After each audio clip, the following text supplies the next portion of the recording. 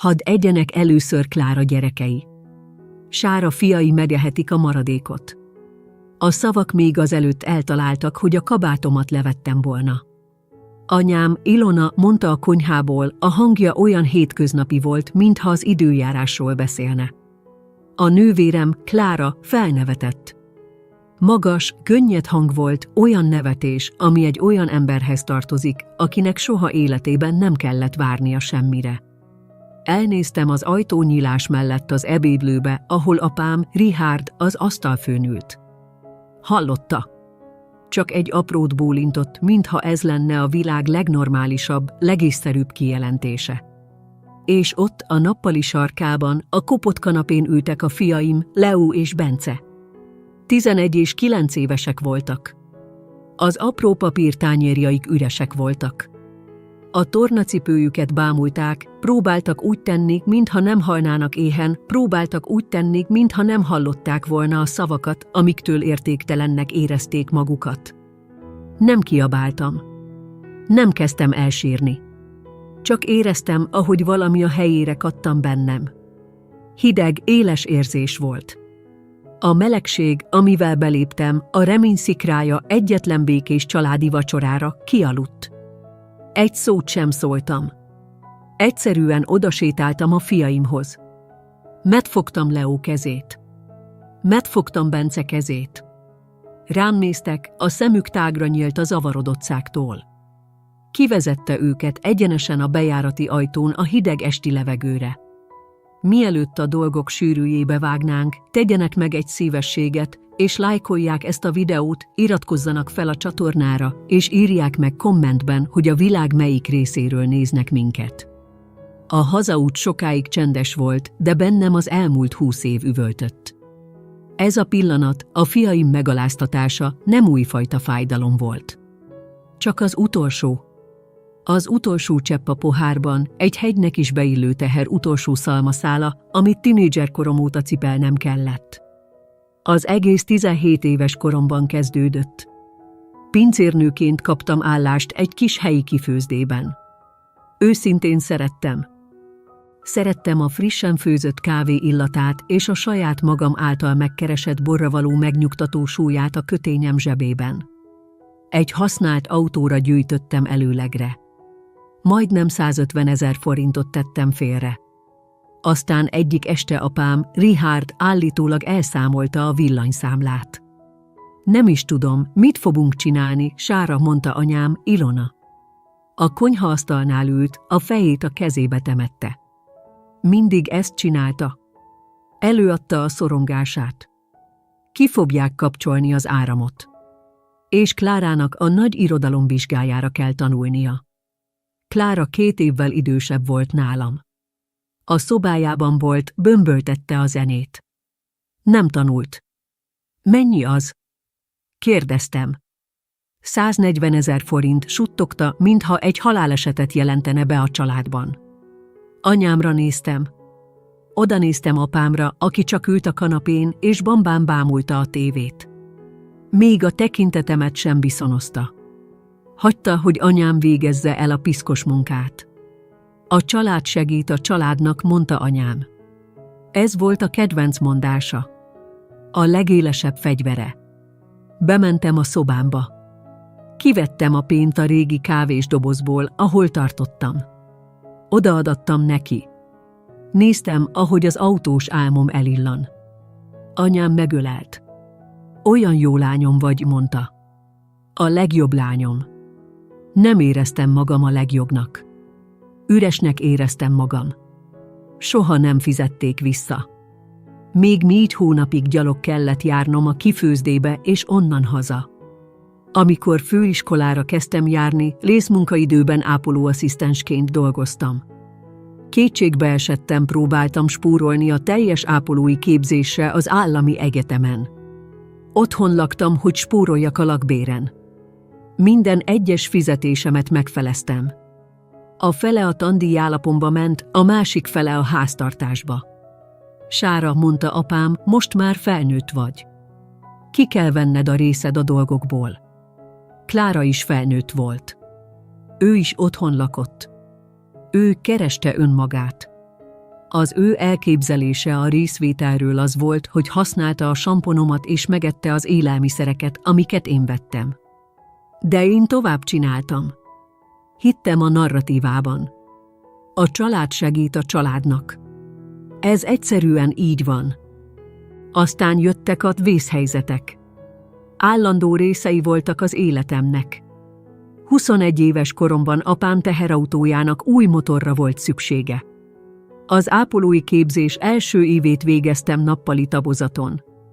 Volt diákhitelem és egy kis ösztöndíjam, amit elnyertem.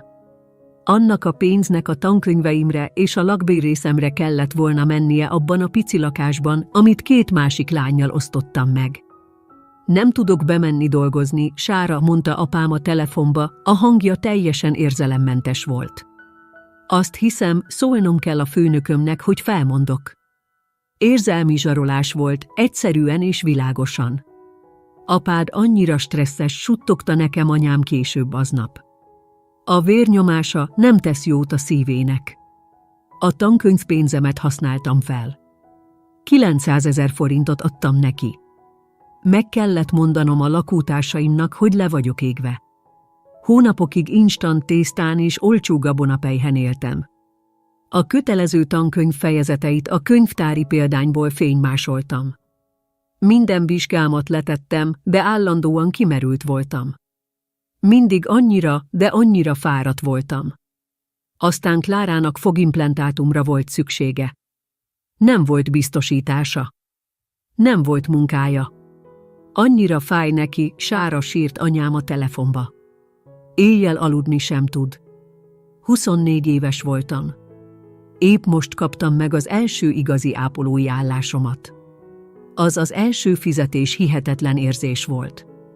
Életemben először éreztem a stabilitás érzését. Ez az érzés körülbelül 6 órán át tartott. Kifizettem az implantátumot. Kifizettem a koronát, ami rákerült. Minden egyes alkalommal, amikor fizetésemelést kaptam, vadonatúj krízisük támadt.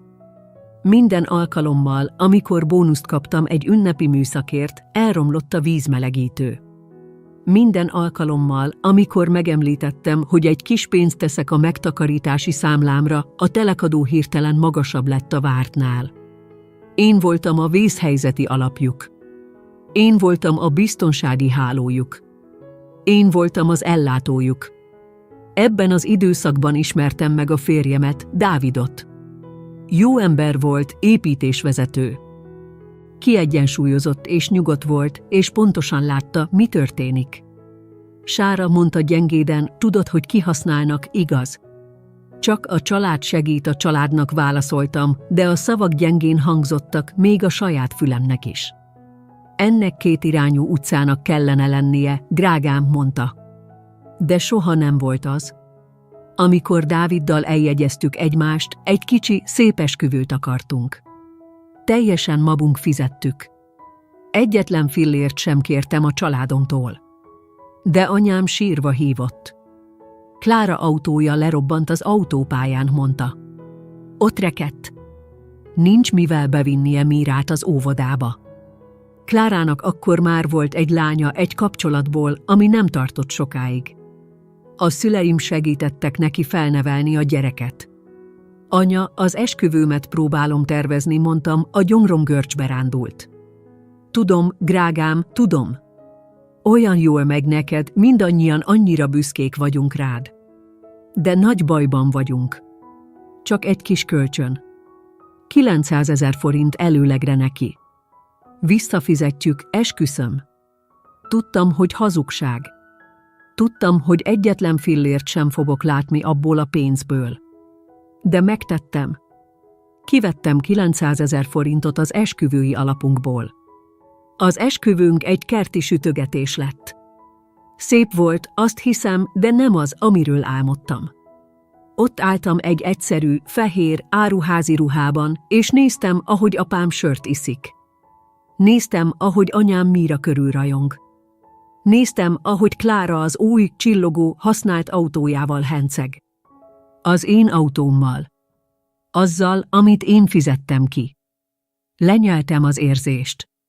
Mindent lenyeltem. Mosolyogtam. Kimondtam az esküt.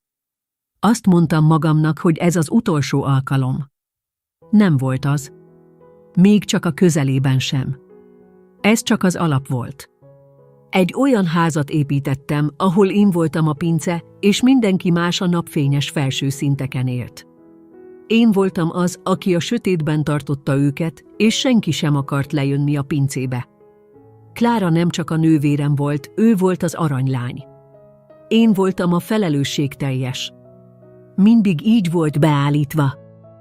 Felelősségteljesnek lenni azt jelentette, hogy én végezhettem el minden munkát. Aranynak lenni azt jelentette, hogy Klára ragyoghatott. Gyerekkorunkban balettórákra járt. Nekem azt mondták, járjak gépíró tanfolyamra, hogy tanuljak egy hasznos készséget.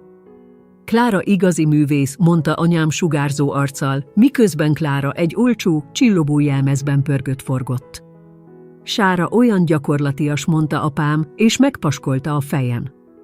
Okos lány. Az okos azt jelentette, hogy unalmas vagyok. A gyakorlatias azt jelentette, hogy láthatatlan vagyok. A táncbemutatói nagy családi események voltak. Mindenki eljött. Nagyszülők, nagyménik, nagybácsik. Mindannyian éjjeneztek. Virágot hoztak neki. A középiskolai tudományos vásáron a projektem, ami első helyezést ért el az egész kerületben, a szüleim elfelejtettek eljönni. Ó, drágám, borzalmas volt a forgalom, mondta anyám később. Hazavittem a kék szalagomat. Szép, mondta apám, fel sem nézve az újságjából. Korán megtanultam a leckét. Az én eredményeimnek csendesnek kellett lenniük. Az ő próbálkozásait ünnepelni kellett. Amikor idősebb lett, semmi sem változott. Ő kereste önmagát. Én kerestem a módját, hogy fizessem a számláikat. Aztán jöttek a gyerekek. Klárának született meg először Míra. A világ megállt. Anyám, Ilona gyakorlatilag beköltözött Klárához 6 hétre. Főzött, takarított, bügyögött a babának. Olyan tökéletes baba, mondta anyám. Egy ízig-vérig Molnár. A szüleim háza Míra szentélyévőjé vált. Fényképek mindenütt a hűtőn. Fényképek a kandalló párkányon. Bekeretezett 20x25-ös képek a falakon. Míra olyan művészi. Míra annyira fejlett a korához képest. Mírának Klára gyönyörű szemei vannak. Néhány évvel később megszületett Jakab. Pontosan ugyanez volt a történet, egy újabb tökéletes unoka. Szerettem a nővérem gyerekeit. Ez nem az ő hibájuk volt. Ők csak gyerekek voltak. De utáltam, amit képviseltek. Ők voltak az igazi unokák. 2 évvel Míra születése után megszületett Leo. Annyira izgatott voltam. Azt akartam, hogy a fiamnak nagy, szerető családja legyen, amilyet én soha nem éreztem igazán magaménak. Azt akartam, hogy legyenek nagyszülei, akik rajonganak érte. Dáviddal hazahoztuk Leót a kórházból. A szüleim átjöttek. 10 percig maradtak.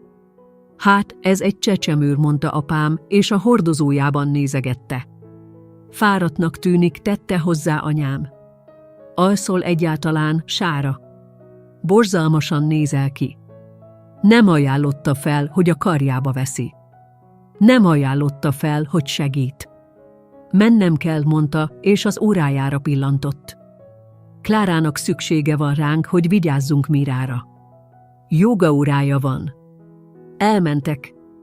A kanapémon ültem, a varrataim fájtak, az újszülött babám a karomban, és csak sírtam. Dávid csak fogta a kezem. Egy szót sem kellett szólnia. Amikor Bence 2 évvel később megszületett, még a kórházba sem jöttek el. Apád hátra koncátlankodik, mondta anyám a telefonba. És esni fog. Majd meglátjuk, ha hazajöttetek. Küldtek egy SMS-t, gratulálunk. A csend fizikai, üres tér volt a házamban. Nem ajánlkoztak fel, hogy vigyáznak a gyerekekre. Nem hívtak fel csak úgy, hogy vagyunk. Nem hoztak vacsorát. Amikor kimerülten odamentem hozzájuk, és megkérdeztem, tudnának-e vigyázni a fiúkra egyetlen estére, hogy Dáviddal randevúzhassunk, anyám felsóhajtott. Ó, Sára, a fiúk annyira sok, nem igaz? Olyan hangosak. Apád idegei. És Míra és Jakab is átjönnek. Túl sok lenne. A fiaim nem voltak hangosak. Leó csendes és gondolkodó volt. Bence édes és szelíd volt. Ők csak fiúk voltak. Nem az ő fiai. De a pénz továbbra is egy irányba áramlott. Klára autója, amit segítettem neki megvenni, összetörte. Kész van, Sára. Hívott anyám kétségbe esetten. Jól van. A gyerekek jól vannak. Hála Istennek. De az autó totálkáros. És a biztosítása lejárt. Ő elfelejtette befizetni. Elfelejtette. El fogja veszíteni a munkáját. Nem tudja iskolába vinni a gyerekeket. Mit fog csinálni? Tudtam, mit fogok én csinálni. Kifizettem a 300 000 forintot, hogy újra érvényesítsék a biztosítását. Aztán új autóra volt szüksége. Egy biztonságos autóra. Egy SUV-ra. A bank elutasította. A hitelképessége borzalmas volt. Sára, kérlek, könyörgött anyám. Csak legyél a kezes. Csak hogy segítsünk neki talpra állni. Fizetni fogja a törlesztőket. Megígérte. Ápolónő voltam. Volt jelzáloghitelem. Volt 2 saját gyerekem. Tökéletes hitelképességem volt. Kezes lettem. Az első 3 hónapban fizette a törlesztőket. A 4. hónapban hívtak a hitelintézettől. A fizetés késett. Felhívtam Klárát. Ó, Istenem, Sára, annyira sajnálom. Olyan szűkös ez a hónap. A gyerekeknek új tornacipő kellett. Ki tudná segíteni csak ez egyszer? Csak ez egyszer minden egyes hónap lett. Én fizettem a nővérem autóját. Egy autót, amivel a gyerekeit a szüleim házához vitte, ahol úgy bántak velük, mint a látogatóba érkezett királyi sarjakkal. Én fizettem azért, hogy a saját gyerekeim láthatatlanok legyenek. Éjszakánként a konyhaasztalonnál ültem, jóval azután, hogy Dávid és a fiúk elaludtak. A bankszámlámat néztem. Láttam az utalást a hitelintézetnek. Láttam az utalást a szüleim számlájára a jelzáloghitelükhöz, a segítséget, amit 25 éves korom óta küldtem nekik. Én finanszíroztam ezt az egész színjátékot. Én fizettem a színpadért, a fényekért és a jelmezekért Klára tökéletes életéhez. És a családom, a 2 gyönyörű fiam, a kiegyensúlyozott, szerető férjem, még a közönségben sem voltunk. A színfalak mögött voltunk, a sötétben, és azt mondták nekünk, hogy maradjunk csendben. A fájdalomtompa, állandó sajgás volt a bordáim alatt. A felelősségteljes szerepének fájdalma. Azé, akit csak akkor szerettek, ha hasznos volt. És a legmélyebb, legszörnyűbb titok, kezdtem gyűlölni őket. Az ünnepek voltak a legrosszabbak. Minden családi összejövetel egy előadás volt, egy színdarab, és én tökéletesen tudtam a szerepemet. Az én szerepem az volt, hogy megjelenjek, a legbonyolultabb köretet hozzam, és mosolyogjak, miközben a gyerekeimet másodrendű állampolgárként kezelték. Soha nem volt hangos, nyilvánvaló, kiabálós veszekedés. Finom volt. Rendszer szintű volt. Annyira udvarias volt, hogy megölhetett volna. Egy vasárnapi ebéd. Mindannyian a szüleim házába mentünk. 2 napig főztem egyfolytában. Hoztam egy bonyolult francia salátát, békonbe tekert zöldbabot és egy házi dobostortát. Anyám, Ilona elkészítette a sült húst. Klára hozott egy üveg bort.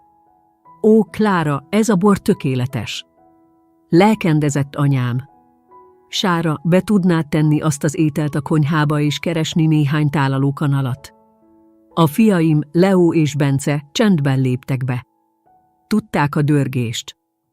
Szia Nagyi, szia nagypapa, mondták. Ó, sziasztok, fiúk, válaszolta anyám, fel sem nézve onnan, ahol Míra hajcsatját igazgatta. Menjetek tévézni a kis szobába. Aztán Míra és Jakab berohantak, izgatottan sikoltozva. Itt vannak. Harsogta apám, az arca felragyogott. Nagypapa kedvencei. A karjába kapta őket. Ajándékai voltak számukra. Csak egy kis apróság. Kis apróságok. Egy új videójáték. Egy új baba. A fiaim csak néztek. Soha nem kaptak, csak egy kis apróságot. Aztán az ebéd. Míra és Jakab a szüleim mellett ültek. Mindig Leó és Bence az asztal túlsó végén kaptak helyet. Aztán jött a desszert. Ezt a részt utáltam a legjobban. Anyám előhozta a sütőtökös pitét. Rendben, gyerekek, jelentette be. Ki kér pitét? Míra és Jakab sikoltoztak, én. Míra, te kapod az első szeletet, mondta anyám. Jakab, melyik darabot kéred? A nagyot? Megkapták az első, legjobb, tökéletes szeleteket. Leó és Bence ott ültek, az üres tányérjaikat tartva. Na, fiúk, mondta anyám, és a maradékra nézett. A törött darabokra. A maszatosakra a közepéből. Tudjátok, hogy türelmesnek kell lennetek. Ki kell várnotok a sorotokat. Az ő soruk mindig az utolsó volt. Az ő soruk mindig a maradék volt. Egy évben Leó, aki akkor 8 éves volt, azt mondta, de Nagyi, én voltam itt előbb. Az egész asztal elcsendesedett. Anyám rábámult. Leó, ez nem szétbeszéd. Meg kell tanulnod osztozni. Az unokatestvéreid fiatalabbak nálad. Míra 6 hónappal volt fiatalabb. Oszd meg a pitét Jakabbal, Leó, utasította anyám. Az utolsó, törött darabot félbevágta, és a szilánkokat a tányérjukra tette. Néztem, ahogy a fiam arca elkomorul. A tányérját bámulta. Klára csak a borát kortyolgatta. Apám megköszörülte a torkát. Sikítani akartam. Fel akartam kapni az egész asztalt és felborítani. De nem tettem. Csak ültem ott. Megettem a pitémet. Hamu íze volt. A karácsony ugyanaz a rituálé volt. A szüleim házában a karácsonyfa túlcsordult, de ez a szeretetük térképe is volt. Az egyik oldalon egy heg.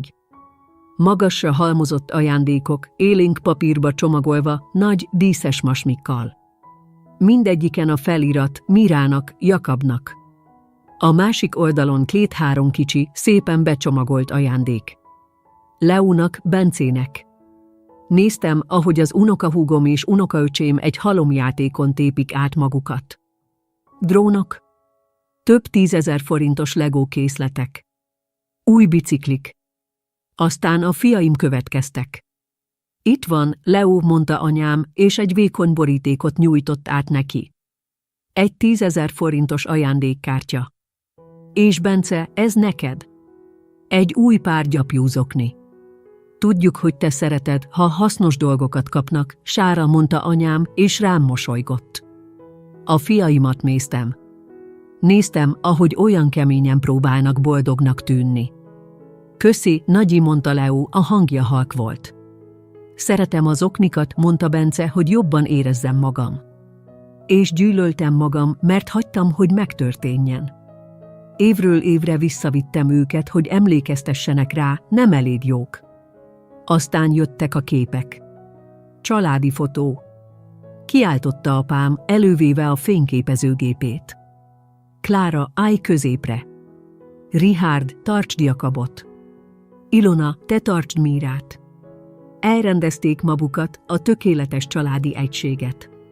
Sára, te állj a szélére. Leó, kitakarod az unokatestvéredet. Menj egy kicsit hátrébb. Bence, a pólót ki van tűrve. Mi mindig a széleken voltunk. Mi voltunk az utolsó pillanatban hozzáadottak, azok, akik elrontották a tökéletes képet. A szüleim kandalló párkányán lévő fotókat néztem. Egy tucat kép volt Klára családjáról.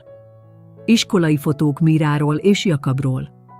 Egy nagy 20x25-ös családi portré róluk. Az én családomról egy 13x18-as fotó volt. 5 éves volt. Leo 6 éves volt. Bence kisgyerek. Nem léteztünk az ő világukban. Azt mondtam magamnak, hogy nem szándékos. Csak elfoglaltak, mondtam Dávidnak. Anya stresszes. Apa nem gondolkodik. Nem jó emberek, Sára mondta. Ők a családom, válaszoltam. De mélyen legbelül jobban tudtam. Nem véletlen volt. Választás volt. Rendszer szintű volt. Egy jól begyakorolt, kegyetlenül udvarias üzenet volt: te, Sára, a segítség vagy. A gyerekeid a mellékesek. Tudd, hol a helyed. És én tudtam. Tudtam, hol a helyem. Az én helyem az volt, hogy mindent kifizessek, mosolyogjak, és úgy tegyek, mintha nem fájna. A hazaút a szüleimtől, miután hallottam azokat a szavakat, életem legcsendesebb útja volt. A kormányt markoltam, az ujjaim fehérek voltak. A visszapillantó tükörben láttam a fiaimat. Leo, a 11 éves fiam, az ablakon bámult kifelé. Olyan csendes volt, ahogy mindig, amikor dühös volt. Úgy dolgozta fel a világot, hogy magába húzódott. Tudta. Hallotta. Tudta, mit jelent a maradék. Bence, a 9 éves fiam, csak össze volt zavarodva. Ő volt a gyengéd szívű. Anya suttogta. Igen, kicsim. Miért jöttünk el? Még éhes vagyok. Éles, forró fájdalmat éreztem a mellkasomban, ami rosszabb volt bármilyen fizikai szednél. Tudom, Bence, mondtam, a hangom feszült volt. Hazamegyünk. A legjobb vacsorát fogjuk enni. Pizzát rendelünk. Bármit, amit akarsz. Pizzát? Mondta, a hangja egy kicsit felderült. Bármit, amit akarsz, így értem. De nem a pizzára gondoltam. Arra a szóra gondoltam. Maradék. Hadd egyenek először Klára gyerekei. Sára fiai megehetik a maradékot. Anyám hangja. Hétköznapi, végleges. Nem várja sorodra. Nem várj egy percet. Ehetik a maradékot. A szó visszhangzott. Maradék. Amit a szemétbe kaparsz. Amit a kutyának adsz. A rész, amit kidobsz. Az anyám, a saját anyám a gyerekeimre nézett, a saját unokáira, és úgy döntött, hogy kevesebbet érnek, mint az étel az asztalon. A szemetet érték. Ez nem dűj volt. Éreztem már dühöt. A dűj forró és hangos volt. Ez más volt. Ez hideg volt. Egy kattanás volt. Egy zár hangja, ami 20 éve berosdásodott, és végül a helyére pattant. A felismerés volt. Ahogy vezettem, mindent borzalmas tisztasággal láttam. Nem apró sérelmek sorozata volt, vagy félreértések gyűjteménye. Egy hosszú, egyenes, töretlen vonal volt. Az első fizetésemmel kezdődött a kifőzdéből. Végigfutott apám új motorján. Végigfutott Klára fogimplantátumán. Végigfutott az esküvői alapomon és a kezességgel vállalt autóhitelen és a segítségen, amit minden hónapban küldtem a jelzáloghitelükre. Én fizettem a házért, amiben laktak. Én fizettem az ételért, amit felszolgáltak. Én fizettem a tányérokért, amikről a nővérem gyerekei ettek. Én finanszíroztam a saját gyerekeim megaláztatását. A nagy lelkűségem, a felelősségtudatom, a csendes, folyamatos adakozásom nem vettem bele szeretetet. Nem vettem bele tiszteletet. A hierarchiát építette. 20 éven át tanítottam nekik, hogy bármit kifizetek, hogy bármilyen költséget elviselek, hogy én leszek a jó lány. És ezzel azt is megtanítottam nekik, hogy nincsenek határaim. Hogy én, és kiterjesztve a gyerekeim, mindig utolsók vagyunk. A csendem volt a tiszteletlenségük alapja. Minden alkalommal, amikor azt mondtam, rendben van, amikor figyelmen kívül hagytak, minden alkalommal, amikor vita nélkül utaltam a pénzt, minden alkalommal, amikor visszavittem a fiaimat abba a házba, hogy figyelmen kívül hagyják őket, azt mondtam a családomnak, igazatok van. Kevesebbet érünk. Amikor kisétáltam abból a házból a fiaim kezét fogva, nem csak egy vacsoráról sétáltam ki. Kisétáltam a szerepből, amibe beosztottak. A jó lány meghalt azon a verandán. A felelősségteljes meghalt. A családi bankár, a probléma megoldó, a csendes, szomorú áldozat ő eltűnt. Mire beparkoltam a saját kocsi beállómba, remegtem. Nem a szomorúságtól. Nem a dühtől. A tisztánlátástól. Nem voltam szomorú. Nem voltam megbántva. Végeztem. Újra a visszapillantó tükörbe néztem. A fiaim ijedten figyeltek. Évekig látták, ahogy elnyelem a sérelmeket. Soha nem látták, hogy cselekedjek is. Anya, mondta Leo, a hangja óvatos volt. Jól vagy? Megfordultam az ülésemben, és rájuk néztem. A fiaimra. A gyönyörű, kedves, türelmes fiaimra, akiket türelemre kényszerítettem, akiket megtanítottam bárni a maradékra. Jobban vagyok, mint jól, Leo, mondtam, és a hangom tiszta volt. Nem remegett. Ígérem neked, jobban vagyok, mint jól. Felnőtt életemben először pontosan tudtam, mit kell tennem. Már nem voltam áldozat. Anya voltam, és meg fogom védeni a gyerekeimet. A régi rendnek vége volt. És én leszek az, aki porig égeti. Behajtottam a kocsi felhajtónkra, a fényszórók a saját bejárati ajtónkat világították meg. Egy egyszerű kék ajtó, amit egy szombaton együtt festettünk le. Ez a mi házunk volt. A mi elzáloghitelünk. A mi életünk. Itthon vagyunk, mondtam, a hangom furcsán csengett a saját fülemben. A fiúk csendben voltak, miközben kicsatolták magukat. Abban a gyereksokk állapotban voltak, amikor tudják, hogy valami nagy és rossz dolog történt, de nincsenek rá szavaik. Csak annyit tudtak, hogy anya ideges és éhesek. Anya, még mindig ehetünk pizzát? Kérdezte Bence, a hangja halk volt, ahogy felsétáltunk a járdán. A legjobb pizzát fogjuk enni, amit valaha ettél, mondtam, erőt erőltetve a hangomba, amit még csak most kezdtem érezni. 2 rendelünk, bármilyen feltéttel, amit akartok. Még béconnel is? Kérdezte Leo, remény csillant a szemében. Még béconnel és extra sajttal is. Bementünk. Az otthonunk kicsi volt, de a miénk. Csendes volt. A mi illatunk volt. Dávid munkásbakancsa az ajtó mellett volt. A kabátja a fogason. A konyhában volt, a postát válogatta. Felnézett, amikor bejöttünk, egy azonnali mosoly jelent meg az arcán, ami elhalványult, amint meglátta az enyémet. Nem a fiúkra nézett, egyenesen rám nézett. Az egész történetet leolvasta az állkapcsom feszüléséből. Nem kellett megkérdeznie, mi történt. Csak bólintott, mintha évek óta várta volna ezt a napot. Sziasztok, srácok, mondta, a hangja mély és nyugodt volt. Tudjátok mit? Éhen halok. Éppen a pizzára gondoltam. Anya azt mondta, kérhetünk extra sajtot, mondta Bence, és odaszaladt, hogy megölelje apja lábát. Akkor bizony meg kell adnunk a módját, mondta Dávid, és felkapta Bencét. Leo, hozd a tabletet. Te vagy a felelős a rendelésért. Ez volt Dávid. Ő is probléma megoldó volt, de nem úgy, mint én.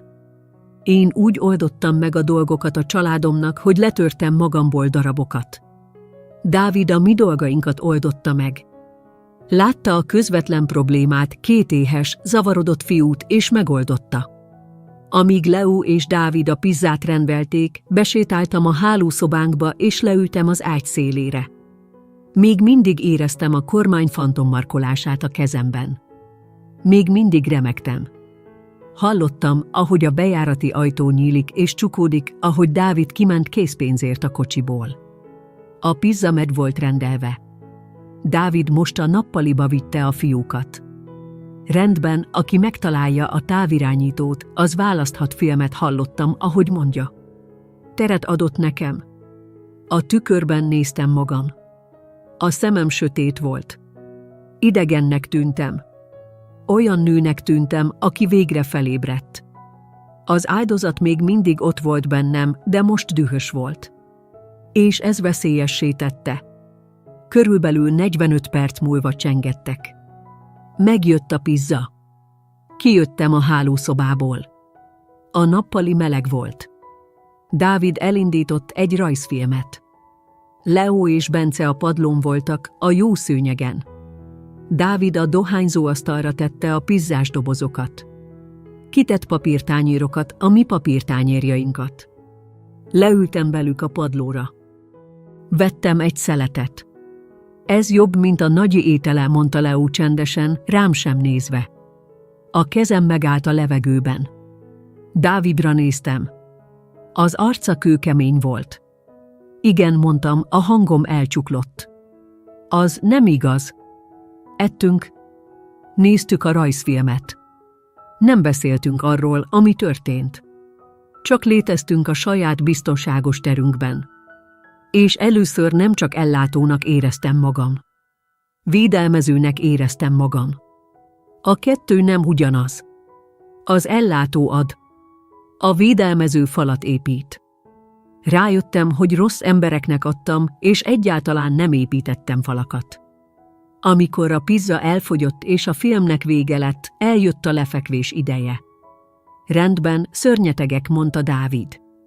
Menjetek fogat mosni. Velük mentem. Először Bencét fektettem le. Már félig aludt. A karját a nyakam köré fonta. Szeretlek, anya. Én is szeretlek, édesfiam. Annyira. Nagyi haragszik ránk. Suttogta. A fájdalom olyan éles volt, hogy majdnem levegő után kaptam. A fiam, a 9 éves fiam azt hitte, bajban van. Azt hitte, valami rosszat tett. Ezt engedtem meg. Hátradőltem, és egyenesen a szemébe néztem. Nem, Bence. Nagyi nem haragszik rád. Semmi rosszat nem tettél. Te és Leo semmi rosszat nem tettetek. Értesz engem? Bólintott, a szeme tágra nyílt. Ez nem a te hibád, mondtam. Ez az én hibám. Hagytam, hogy ez megtörténjen, és annyira, de annyira sajnálom. Ez soha, de soha többé nem fog megtörténni. Csak bólintott. Megpusziltam a homlokát. Bementem Leo szobájába. 11 éves volt. Ő más volt. Többet tudott. Az ágyán hűlt és várt. Már megmosta a fogát. Leültem mellé. Hallottad, mit mondott Nagyi, igaz? Kérdeztem. Bólintott. Nem nézett rám. Csak a kezét nézte. Azt mondta, várnunk kell a maradékra. Olyan halkan mondta a szót. Maradék. Igen, mondtam. Azt mondta. Miért utál minket? Kérdezte. Ápolónő vagyok. Láttam már halált. Fogtam már haldoklók kezét. Láttam családokat szétszakadni a tragédia miatt. De egyetlen pillanat sem az életemben, semmilyen seb, semmilyen veszteség nem fájt annyira, mint ez a kérdés a fiamtól. Ó, Leo, suttogtam. Magamhoz húztam. Először merev volt, aztán csak rám omlott. A fejét a vállamra hajtotta, és sírni kezdett. Nem volt sírós fajta. Ő volt a kemény, csendes fiam, és szokogott. Nem utál téged, mondtam, ringatva. Nem. Ez nem rólad szól. Rólam szól. És Klára nénédről. Ez egy hosszú, buta, régi történet, és semmi köze hozzád vagy Bencéhez. Jobban szereti Mírát, és Jakabot, zokogta ki. Igen, mondtam. Az igazság. Ez volt az egyetlen dolog, ami maradt. Igen, jobban szereti őket. De ez az ő problémája. Az ő hibája. Nem azért van, mert ti nem vagytok szerethetők. Azért van, mert ő sérült.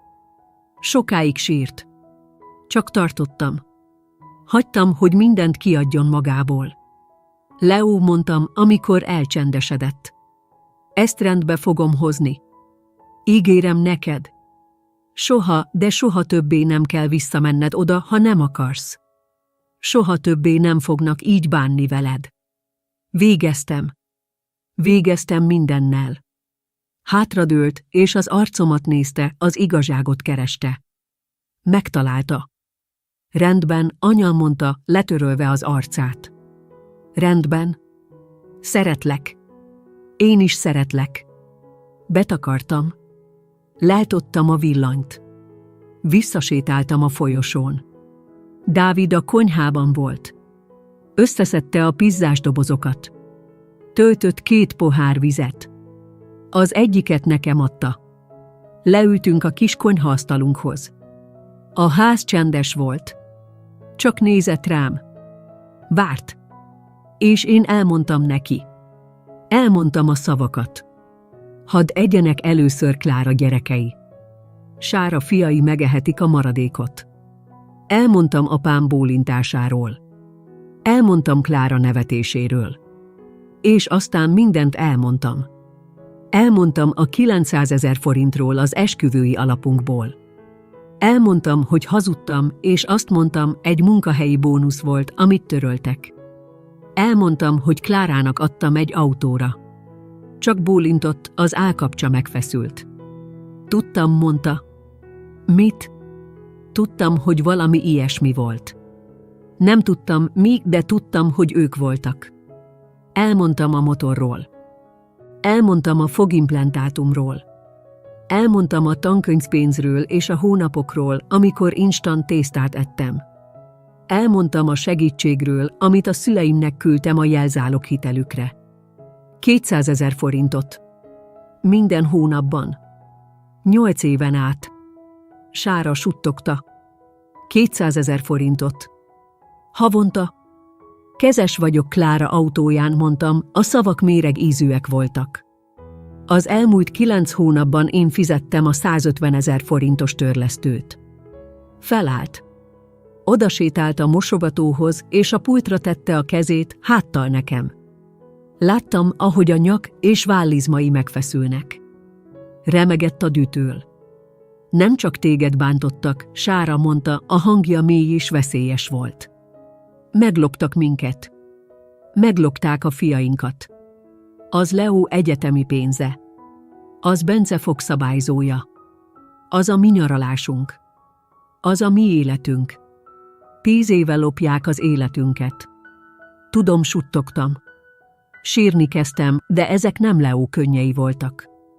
Ezek a szégyen könnyei voltak. Tudom, annyira sajnálom, Dávid. Olyan buta voltam.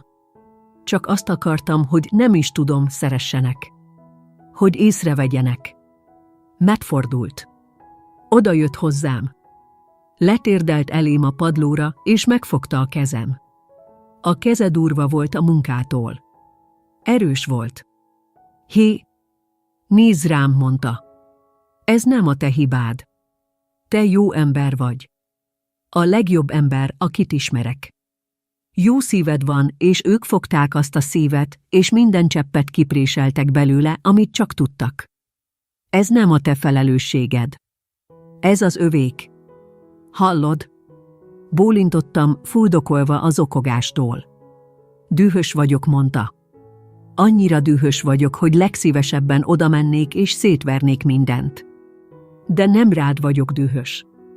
Mély levegőt vett. Fogta a kezem. Szóval, mondta, a hangja újra stabil volt. Mit akarsz tenni? Az a kérdés. Nem az, hogy mit fogunk tenni. Nem az, hogy ezt neked kell rendbe hoznod. Hanem az, hogy mit akarsz te tenni. A hatalmat adta a kezembe. Visszaadta az irányítást, amit elvettek tőlem, és amit én odaadtam egész életemben. A férjemre néztem, a partneremre, az emberre, aki látott engem. A könnyeim elálltak. A remegés abba maradt. Az a hideg, éles, kristálytiszta kattanás az autóból visszatért. Végeztem, mondtam. Rendben, mondta. Hogyan végeztél? Végeztem a fizetéssel. Végeztem azzal, hogy az ő vészhelyzetük legyek. Végeztem azzal, hogy az ő biztonsági hálójuk legyek. Végeztem azzal, hogy a felelősségteljes legyek. Végeztem. Rendben, mondta újra, egy kicsi, kemény mosollyal az arcán. Felálltam. Odasétáltam a kis íróasztalhoz a konyhánk sarkában. Kinyitottam a laptopomat. A képernyővakító fehér fény volt a sötét szobában. Dávid mellettem állt. Nem lebegett fölöttem. Csak ott volt. Csendes, szilárd jelenlét. Újra töltötte a pohár vizemet. Mi az első? Kérdezte. Először is, mondtam, látnom kell. Megnyitottam egy üres táblázatot. A legtöbb dolgot nem kellett megnéznem. A számok az emlékezetembe égtek. Szellemek voltak, akik a bankszámlámon éltek. Vettem egy jegyzettömböt, egy igazi, sárga papír jegyzettömböt és egy tollat. Húztam egy vonalat a közepén. A bal oldali oszlop tetejére azt írtam, ők. A jobb oldali oszlop tetejére azt írtam, mi. 20 éven át csak az ők oszlop számított. Elkezdtem írni. Látnom kellett a teljes, csúnya igazságot. Apa teherautó motorja, 2008, 900 000 FT, Klára fogimplementátuma, 2010, 500 000 FT, az utolsó 2 tételt bámultam. Azok voltak, amik még mindig véreztek. Azok voltak az aktív, nyílt sebek. Rendben, mondtam. Beléptem az online bankomba. Az ujjaim biztosak voltak. Az automatikus fizetések főre mentem. Láttam. Fizetés, Molnár jelzálog, 200 000 FT ütemezve minden hónap 1-én. Az egerem a törlés gomb felett lebegett. Egy kicsi, gyenge hang a fejemben azt suttogta, de mit fognak csinálni? Elveszítik a házat. Ez a te családod. Leo arcára gondoltam. Miért utál minket? Bence suttogására gondoltam. Maradék. Rákattintottam a gombra. Egy ablak ugrott fel. Biztosan törölni szeretné ezt az ütemezett fizetést. Igen, mondtam hangosan. Rákattintottam a megerősítés gombra. Az oldal frissült. A fizetés eltűnt. Egy érzés öntött el. Nem öröm volt. Rettegés volt, a repülőből való kiugrás rettegése. Aztán megkönnyebbülés. Lélegeztem. Nem is vettem észre, hogy visszatartottam a lélegzetem. Egy pipa, mondta Dávid, a keze a vállamon. Következő, mondtam. Előhívtam Klára autójának számláját. Ez egy külön bejelentkezés volt egy szörnyű hitelintézethez. Én voltam a kezes, de nekem volt a bejelentkezési adatom, mert én fizettem. Fizetés 150 000 FT ütemezve minden hónap 5-én. Rákattintottam a törlés gombra. Biztos benne. Rákattintottam a megerősítés gombra. Az is eltűnt. Sára, mondta Dávid gyengéden. Tudod, mit jelent a kezesség? Ha nem fizet, téged keresnek meg, és ez a mi hitelünket is érinti. Tudom, mondtam. Hadd jöjjenek. Hadd ne fizessen. Egy fillérrel sem fizetek többet azért, hogy a kedvenceit anyám házához fuvarozza. A hitelünk kibírja a csapást. Ez csak pénz. Elmosolyodott. Ezt szoktam én mondani neked. Tudom. Lassan tanulok. Most jön a neheze, mondtam, a megtakarításaimra mutatva. 2 megtakarítási számlám volt. Az egyiknek a neve Leo és Bence tanulmányi alap volt. 1.800.000 FT volt rajta. Ennyit tudtunk nélkülözni. A másiknak a neve családi alap volt. Dávid a képernyőre mutatott. Mi az? Családi alap. Visszakúszott a szégyen. Ez volt a vészhelyzeti alapom. Neki ismételte. Nem mondta gonoszul. Csak tényként közölte. Minden túlórából tettem bele, pénzt vallottam be. Ha tényleg elromlik a vízmelegítő, vagy apám vérnyomása, vagy ha Klárának új cipőre van szüksége, fejezte be. Igen, a családi alapban 3.300.000 FT volt. Ránéztem az 1.800.000 forintra a fiaimnak. Ránéztem a 3.300.000 forintra a szüleimnek és a nővéremnek. Az életem matematikája ott volt. Az értékem matematikája. Sára, mondta Dávid. Mit csinálsz? Már kattintottam is. Pénz átutalása. Innen családi alap. Ide Leo és Bence tanulmányi alap. Összeg 3.300.000 FT, biztosan végrehajtja ezt az utalást. Ezúttal elmosolyodtam. Ebben biztosabb vagyok, mint bármi másban, amit valaha tettem az életemben. Rákattintottam a megerősítés gombra. Néztem, ahogy a számok megváltoznak. Családi alap 0 forint, Leo és Bence tanulmányi alap 5.100.000 FT, Dávidhoz fordultam. Most már a mi családunké. Sírva fakadtam. De ezek nem a szégyen könnyei voltak, vagy a fiam könnyei. Ezek a megkönnyebbülés könnyei voltak. Olyan volt, mint egy sebb felvágása. A méreg volt 20 év mérge, ami végre elhagyta a testemet. Dávid nem csak tartott. Fent tartott. Tartott, amíg zokogtam a 17 éves lányért, aki lemondott az autóra félretett pénzéről. Tartott a 21 évesért, aki hónapokig tésztát evett. Tartott a menyasszonyért az olcsó ruhában. És tartott az anyáért, aki végre a gyerekeit választotta. Véges suttogtam, amikor befejeztem, letörölve az arcom. Mindennek vége. Nem, mondta, a hangja lágy volt. Nem. Ez volt a könnyebbik rész. Ránéztem, zavartan. Ez, mondta, a laptopra koppintva, ez csak gombok nyomogatása volt. Most jön a vihar, Sára. Most jön a visszacsapás. Nem fognak csendben távozni. Tudom. Kiabálni fognak. Sírni fognak. Azt fogják mondani, hogy önző vagy és szörnyű lány, és hogy szétszakítod a családot. Tudom. Megpróbálnak téged áldozattá tenni, hogy elfelejtsd, hogy te voltál az áldozat végig. Bólintottam. Igaza volt. Ez volt anyám specialitása, a saját szenvedésének előadása. Mit fogsz csinálni, amikor hívnak? Kérdezte. Elgondolkodtam rajta. Elgondolkodtam az összes éven, amikor csendben voltam, az összes éven, amikor lenyeltem a dühöt és a sérelmet, és csak annyit mondtam, rendben van.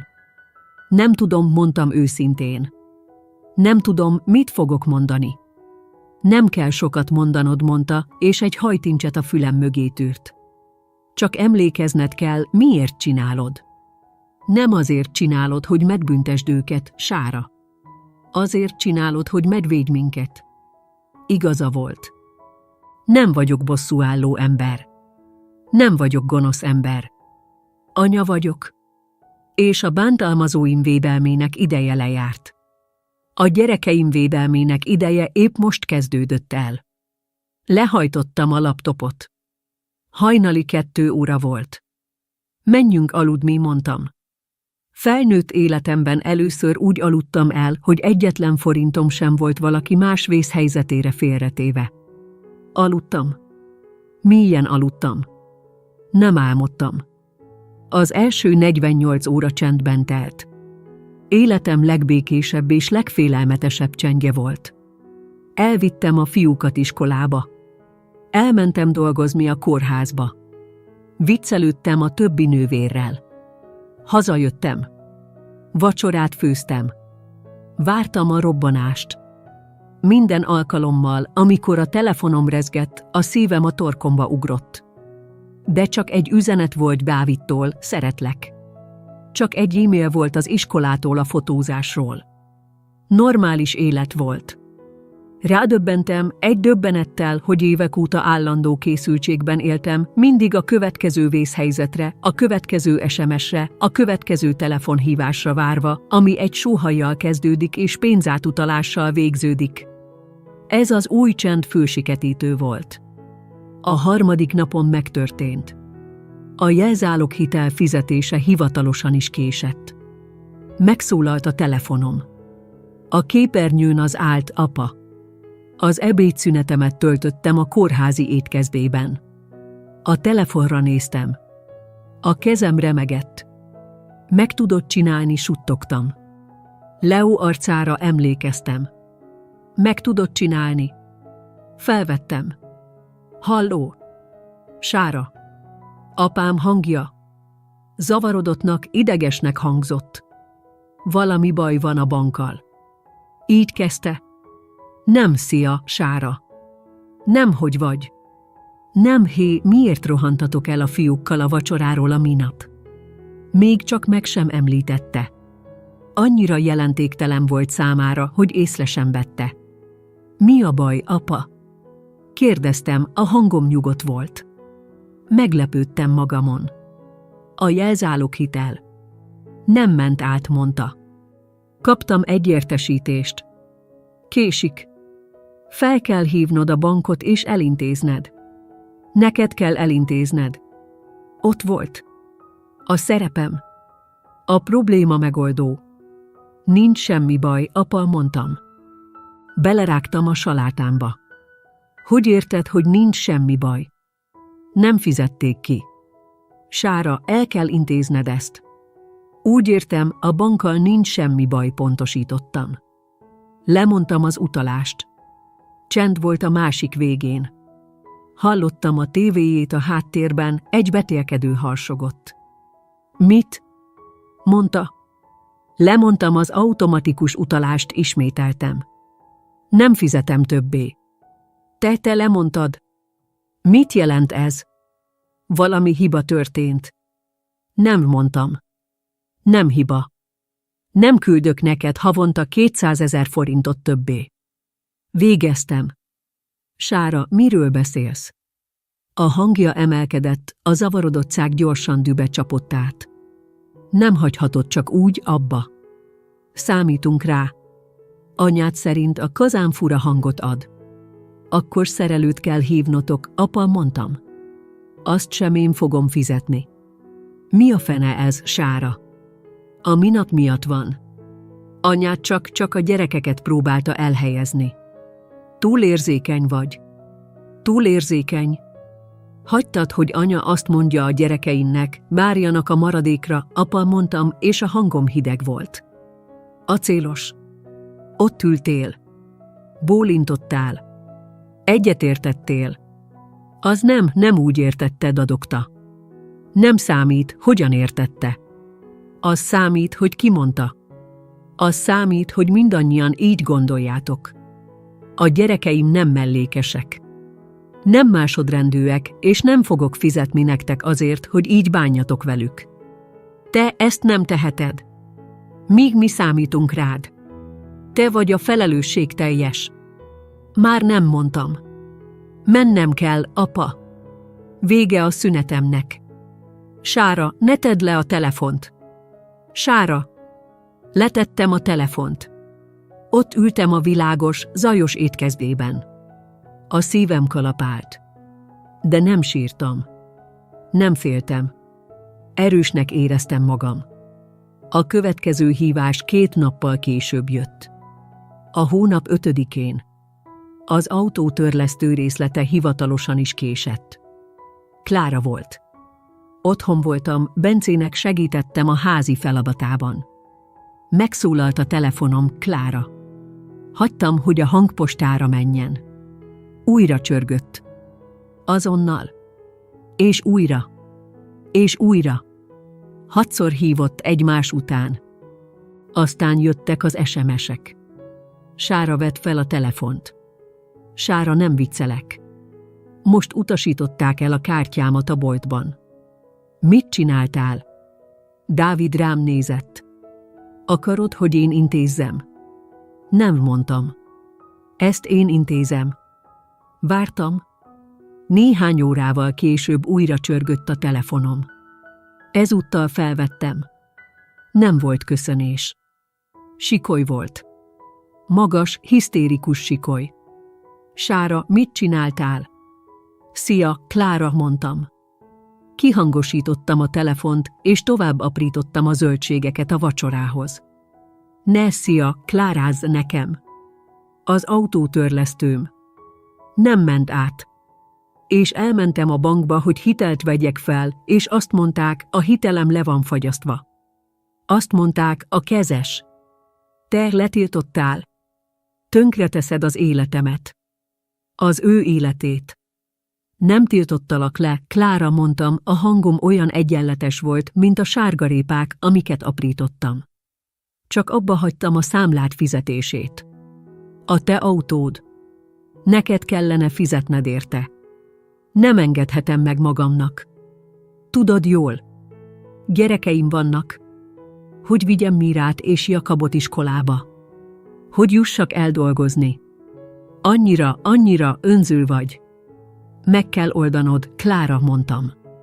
Csak türelmesnek kell lenned, ahogy te mondtad az én fiaimnak. A vonal elcsendesedett. Soha nem beszéltem bele így. Csak féltékeny vagy, köpte végül. Mindig is féltékeny voltál rám. Féltékeny vagy, hogy anya és apa jobban szeretnek. Egy keserű, önző kurva vagy.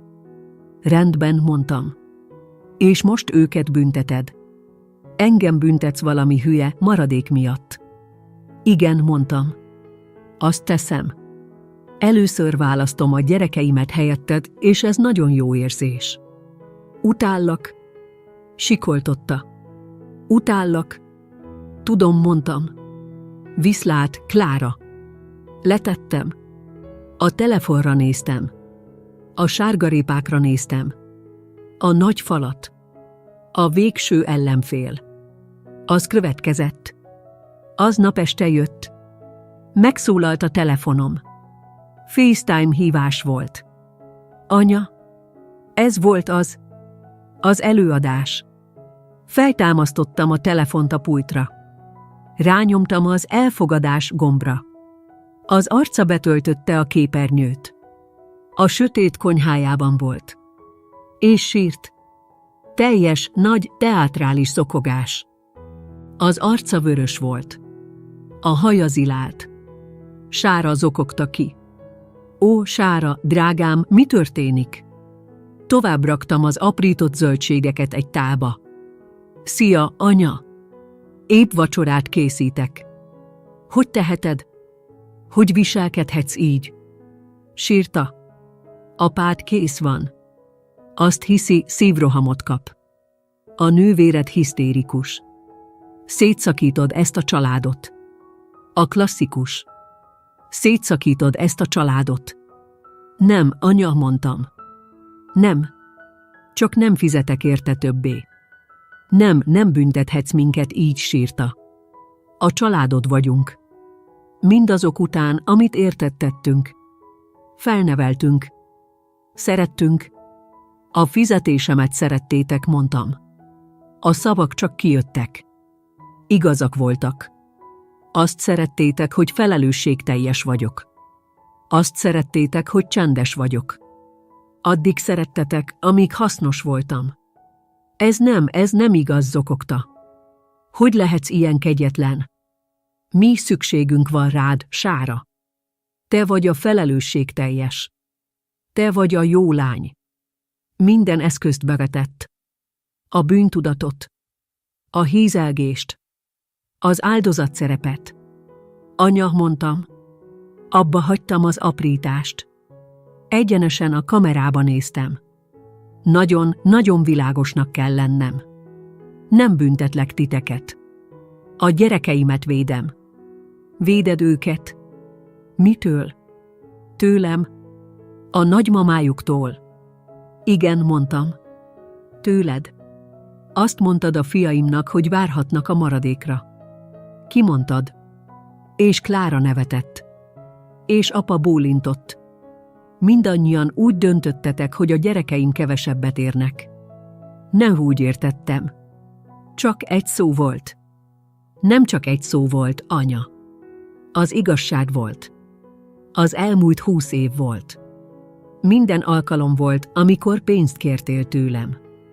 Minden alkalom volt, amikor figyelmen kívül hagytad a fiaimat. Minden alkalom volt, amikor Mírát és Jakabot dicsérted, és Leónak és Bencének azt mondtad, legyenek türelmesek. Végeztem a türelemmel. És ők is végeztek a várakozással. Az arca megváltozott. A sírás abba maradt. Csak egy másodpercre. Láttam a dügy villanását. Az igazi Ilonát. Nagyon önző, nagyon hálátlan lány vagy, Sára mondta, a hangja kemény volt, mint a kova. Akkor azt hiszem, hálátlan lány vagyok, mondtam. Mennem kell. Meg kell etetnem a családomat. Viszlát, anya. Rányomtam a befejezés gombra. A konyha csendes volt. Dávid az ajtóban állt. Végig ott volt. Csak nézett rám. Nem mondott semmit. Csak odajött és megcsókolt. Úgy csókolt meg, mintha először tenné. Soha nem voltam még rád büszkébb, suttogta. Együnk, mondtam. A kezem remegett. De mosolyogtam. A következő hetek furcsa, újfajta csendben teltek. A dühös hívások abba maradtak. A hisztérikus SMS-ek abba maradtak. Az utolsó 3 részes visszacsapás után a családom elhallgatott. Mintha meghaltam volna. Vagy pontosabban, mintha a bank végleg bezárt volna. Az ATM már nem volt üzemben. Először furcsa veszteségérzetem volt. Egy amputált végtag érzése. Még ha beteg is volt, még ha meg is ölt, a hiánya újfajta fájdalom volt. De aztán más dolgok kezdtek történni. Jó dolgok. Dáviddal leültünk a költségvetésünkkel. Ez volt az első alkalom, hogy ezt a titkos, láthatatlan molnáradó nélkül tettük. Ránéztünk a számokra. 350 000 forint, mondta Dávid, a jegyzettömböt bámulva. Havonta ennyivel több pénzünk van. Ez volt a 200 000 a szüleim jelzálog hiteléből és a 150 000 Klára autójából. Hihetetlenül sok pénz volt. Mit csináljunk vele? Kérdezte. Pontosan tudom, mit csináljunk vele, mondtam. A következő szombaton elvittem Leót a bicikliboltba. A régi rozsdás volt, a lánc folyton leugrott. Egy éve kért újat, és én folyton azt mondtam, majd meglátjuk, drágám, spórolnunk kell. Bementünk a boltba. Rajta, mondtam. Válasz egyet. Rám nézett, a szeme tágra nyílt. Mit? Válasz bármelyiket, amelyiket akarod. Odasétált egy csillogó, kék Mountain Bikehoz. Olyan bicikli volt, amilyet az unokatestvérei kérdés nélkül megkaptak volna. Megvettem neki. Aztán elvittem Bencét egy művészellátóboltba. Vettem neki egy igazi rajzkeruzakészletet és egy vastag, jó minőségű vázlatfüzetet. Megmutattam neki, hogy a szenvedélyébe érdemes befektetni. A rajzait, amiket készített, bekereteztettem. Szép, egyszerű, fekete keretekbe. Felakasztottam őket a folyosónkra. A folyosónk Bence munkáinak galériájává vált. Ez volt a szüleim kandalló párkányának ellentéte. A házam a gyerekeim szentélyévőjé vált. És a fiaim virágozni kezdtek. Először csak finoman. Leó, a csendes, dühös fiam, többet kezdett beszélni. Hazajött az iskolából, és mesélt a napjáról. Elbiciklizett a barátjához. A saját világát építette, egy világot, ahol ő volt a főszereplő. Bence, az édes, gyengéd szívű fiam, hangosabb lett. Énekelt. Megmutatta a rajzait, nem egy félénk tetszik. Kell, hanem egy büszke, nézd, mit csináltam. Mal. A házunk, ami mindig tele volt a saját csendes szorongásommal, nevetéssel kezdett megtelni. Igazi, hangos, önfelett gyerekvetéssel. Dávid és én jobban voltunk. A titok, amit őriztem, a pénz, a neheztelés fal volt közöttünk. Most eltűnt. Egy csapat voltunk. Partnerek voltunk. Esténként a kanapén ültünk, és csak beszélgettünk. Terveztünk egy nyaralást, egy igazit. A tengerpartra megyünk. Egy egész hétre bérelünk egy házat. Eközben a régi rend, amit oly sokáig támogattam, szétesett. Nem tőlük hallottam. Karola nénitől hallottam, anyám nővérétől, aki hírhedt pletykafészek volt, és az egyetlen, aki még beszélt velem. Sára, hallottad? Mondta a telefonba. A szüleid eladják a házat. Visszatartottam a lélegzetem. Mit? Eladják? Úgy tűnik, nem tudják fizetni a jelzáloghitelt. Richard óraszámát csökkentették a munkahelyén, és hát bajban vannak. Átköltöznek abba az új lakópartba az autópálya mellett. Egy pici, 2 szobás lakásba. A ház, amiben felnőttem. A ház, amit én fizettem. Nem tudták megtartani. Éreztem egy kis, éles fájdalmat. De nem sajnálat volt, hanem véglegesség. Egy korszak vége volt. A nagy ebédlő, a büntet helyszíne el fog tűnni. És Klára, folytatta a néném, a hangja teledrámával, elvesztette az autót. Visszavették. Egyenesen a kocsi felhajtójáról. Második állást kellett vállalnia. Pincérnő abban a régi kifőzdében. A kifőzdében. Ugyanabban a kifőzdében, ahol 17 évesen dolgoztam. Az irónia olyan sűrű volt, hogy megfulladhattam volna tőle. Klára, az aranylány, most ételt hordott. Borravalót keresett. 39 évesen először vette ki a saját részét a dolgokból. Először érezték mindannyian az önellátás súlyát. Ugyanazt a súlyt, amit én cipeltem helyettük egész felnőtt életemben. Még egyszer megpróbálták. Egy kihalási roham, ahogy a pszichológiában nevezik. Egy haldokló viselkedés utolsó, kétségbeesett sikolya. Megjelentek a házamnál. Vasárnap délután volt. A kertben voltam Dáviddal és a fiókkal. Virslit grilleztünk. Csengettek. Az ajtóhoz mentem, a kezemet egy szalvétába törölve. A kémlelő nyíláson keresztül néztem. Mindhárman ott voltak, anyám, apám és Klára. A verandámon álltak. Borzalmasan néztek ki. Fáradtak, dühösek és kicsik voltak. Kinyitottam az ajtót, de a láncot rajta hagytam. Sára, kezdte anyám. Megpróbált mosolyogni. Drágám, a környéken jártunk. Azt akartuk, mit akartok, anya? Kérdeztem. Nem nyitottam ki az ajtót. Mi beszélni akarunk, mondta apám, próbálva határozottnak tűnni. Ez már elég régóta tart. Nem, mondtam. Nem. Még csak most kezdődik. Sára, kérlek, mondta Klára. A hangja reket volt. Ez én pincérnő vagyok. Vízhólyagjaim vannak. Tudom, mondtam. Kemény munka. Hiányzol, mondta anyám, a szeme megtelt könnyel. Hiányoznak a fiók. Nem mi hiányzunk, mondtam. A pénzem hiányzik.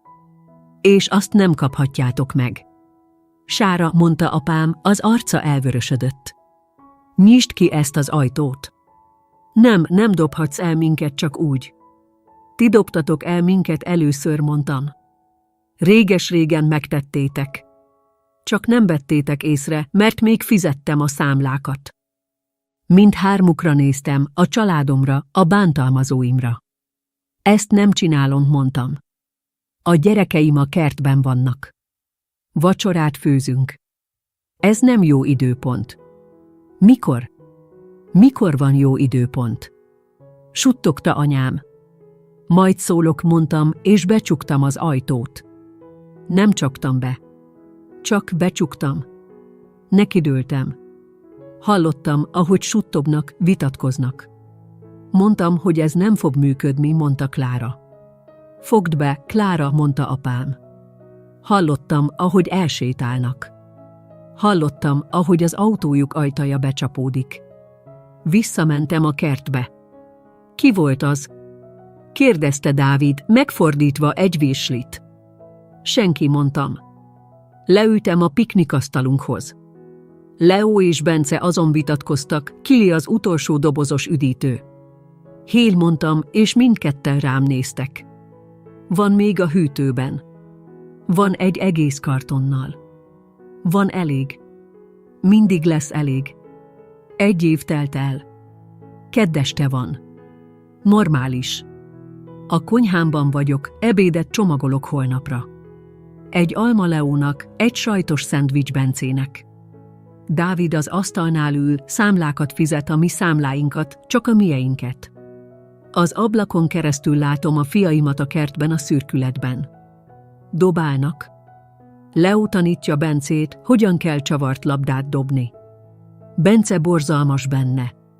Mindketten nevetnek. Olyan csendes. Olyan békés. A telefonom rezeg a pulton. Felveszem. Egy SMS egy olyan számról, amit nem mentettem el, de tudom, ki az. Anyámtól jött. Boldog születésnapot, Sára. A 3 szót bámulom. Ma van a 37. születésnapom. Elfelejtettem. 1 évvel ezelőtt ez az üzenet tönkretett volna. Akna lett volna. Éreztem volna a bűntudatot, emlékezett, talán fel kellene hívnom. 1 évvel ezelőtt azzal töltöttem volna a napot, hogy egy hívásra várok, ami soha nem jön el, és aztán tönkrementem volna attól, ami mégis eljött.